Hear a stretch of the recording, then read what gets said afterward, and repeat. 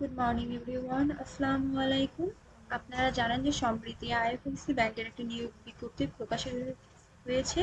এখানে transaction service officer, one kind of cash officer, এবং এটা ডেডলাইন দিয়ে আছে 30 জুলাই পর্যন্ত। আপনারা career.com, আইএফএসসি ব্যাংক বিডি.com ওয়েবসাইটে গেলে পাবেন। আপনারা যদি সার্কুলারটা দেখেন, এখানে দিয়েছে যে মিনিমাম কোয়ালিফিকেশন গ্র্যাজুয়েট। এখানে অনার্স কমপ্লিট করা থাকলে আপনি অ্যাপ্লাই করতে পারবেন, কিন্তু থার্ড ডিভিশন কোনোভাবেই অ্যালাউ হবে না, কোনো মানে শিক্ষা স্তরের কোনো পর্যায়ে থার্ড ডিভিশন অ্যালাউ হবে না। এখানে কি রেসপন্সিবিলিটি সম্পর্কে আইডিয়া দেওয়া আছে, এবং এখানে জব লোকেশন বাংলাদেশের যে কোনো জায়গায় হতে পারে। আপনাদের এখানে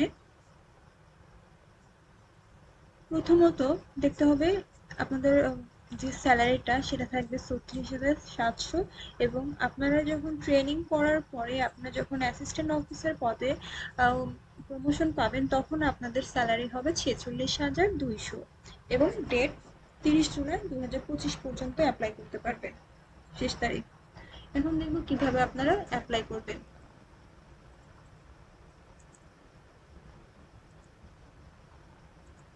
এখানে আপনারা অ্যাপ্লাই বাটনে ক্লিক করবেন।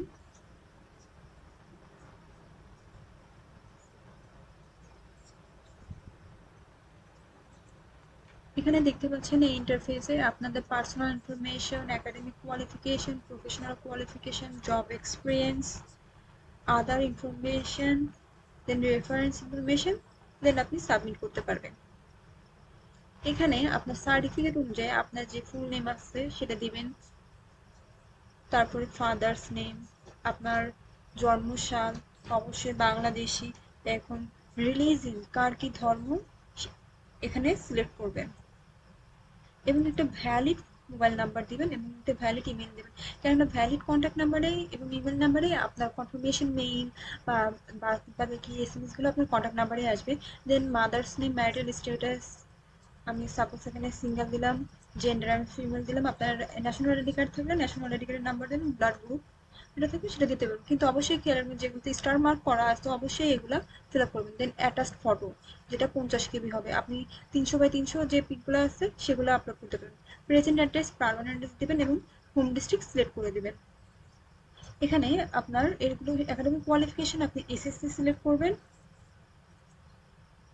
Then higher education, higher secondary school অর্থাৎ এইচএসসি, গ্র্যাজুয়েশন এবং পোস্ট গ্রাজুয়েশন। এখানে একটা জিনিস খেয়াল রাখবেন, আপনাকে মিনিমাম প্রথম তিনটে ফিল আপ করতেই হবে, যে এসএসসি, এইচএসসি এবং গ্র্যাজুয়েশন, তবেই আপনি এটাতে অ্যাপ্লাই করতে পারবেন। পোস্ট গ্রাজুয়েশন করা থাকলে অ্যাপ্লাই করবেন, না হলে অ্যাপ্লাই করার দরকার নেই। সাপোজ আমি এখানে পাসিং এ 2015 দিলাম, এখানে বোর্ড দিলাম রাজশাহী,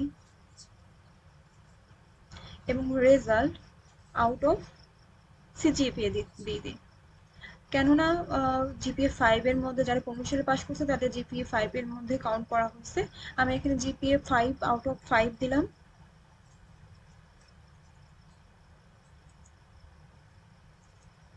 এবং মেজর এখন আপনি সায়েন্স নাকি আর্টস নাকি কমার্স থেকে পাস করেছেন সেটা অবশ্যই ফিল আপ করবেন।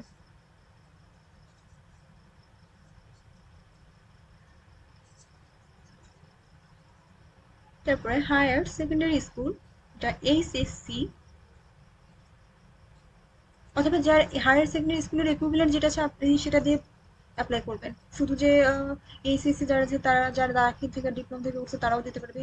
আমি এখানে ঢাকা বোর্ড দিলাম, এখানে আমি সিজিপিএটা সিলেক্ট করে দিলাম এবং জিপিএ 5 আউট অফ 5 দিলাম, এবং এটাও আমি সায়েন্স থেকে পাশ করেছি বলে আমি সায়েন্স দিয়ে দিলাম। আপনারা স্ক্রল করলে নিচে আসলে দেখতে পারবেন সায়েন্স লেখা আছে, একটু খুঁজে দেখবেন।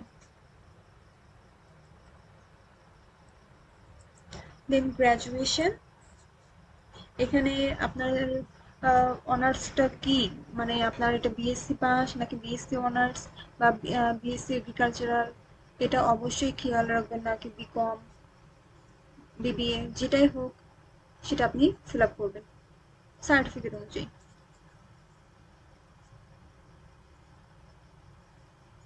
আমি এখানে বিএসসি অনার্স ফিল আপ করলাম, আমি 2021 ফিল আপ করলাম। দেন আপনি আপনার ইউনিভার্সিটির নেম দিবেন। অবশ্যই ইনস্টিটিউট বা ফ্যাকাল্টি এখানে আপনি আপনার ডিপার্টমেন্টের নামটা দিবেন। এখানে সিজিপিএ 4 এর মধ্যে কাউন্ট করলাম এবং আপনি কোন আপনার মেজর কি, আপনার সাবজেক্ট কোন সাবজেক্ট থেকে পাস করেছেন সেটা দিবেন। আমি এখানে পোস্ট গ্রাজুয়েশনে এমএসসি দিলাম, আপনারা এমএস বা আপনাদের যেটা সেটা দিবেন। আমি এখানে 2022 সালে পাস করছে বলে ধরে নিলাম। সেক্ষেত্রে সিজিপিএ যেটা আছে সেটা অবশ্যই দিবেন। এখানে আপনার ইউনিভার্সিটি নেম এবং ফ্যাকাল্টি জায়গায় আপনি ডিপার্টমেন্টের নামটা দিবেন। 4 এর মধ্যে এটা কাউন্ট হবে এবং আপনি আপনার যে সাবজেক্ট আছে সেই সাবজেক্টটা দিয়ে দিবেন। দেন প্রফেশনাল কোয়ালিফিকেশন, আপনার যদি কোনো প্রফেশনাল কোয়ালিফিকেশন থাকে তাহলে অ্যাপ্লাই করুন। যেহেতু এখানে ইফ এনি দিয়ে আছে, জব এক্সপিরিয়েন্স যদি থাকে তবেই আপনি এগুলো ফিল আপ করবেন। সেক্ষেত্রে আপনি কত থেকে কোন মাস থেকে কোন মাস পর্যন্ত কাজ করছেন সেটা দেবেন। এবং প্রফিসিয়েন্সি ইন ইংলিশের জায়গায় আপনি গুড দিলেন, রিডিং রাইটিংয়েও আপনি গুড দিলেন, স্পিকিংয়ে গুড দিলেন। আর একাডেমিক ডিস্টিংশন বা extra curricular activities, computer skills and others যদি থাকে এগুলো ফিল আপ করবেন, না চাইলে ফিল আপ করার দরকার নেই।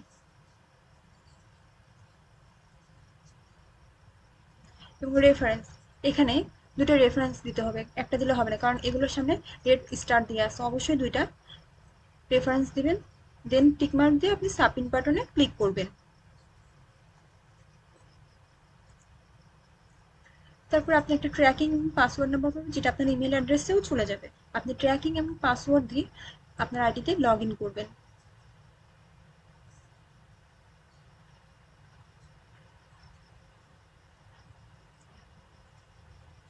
লগ ইন করলে আপনি আপনার প্রয়োজন মতো এখান থেকে আপনার যে সিভিটা, আপনি যে ফর্মটা ফিল আপ করছেন এটাও দেখতে পারবেন। কোনো কিছু আপডেট করার দরকার থাকে বা কোনো কিছু এডিট করার দরকার থাকলে আপনি এখান থেকে দেখতে পারবেন।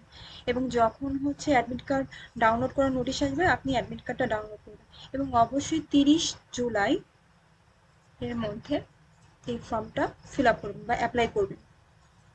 ওকে, ধন্যবাদ এভরিওয়ান, এবং ভালো লাগলে সাবস্ক্রাইব এবং ফলো করবেন। ধন্যবাদ। আসসালামু আলাইকুম।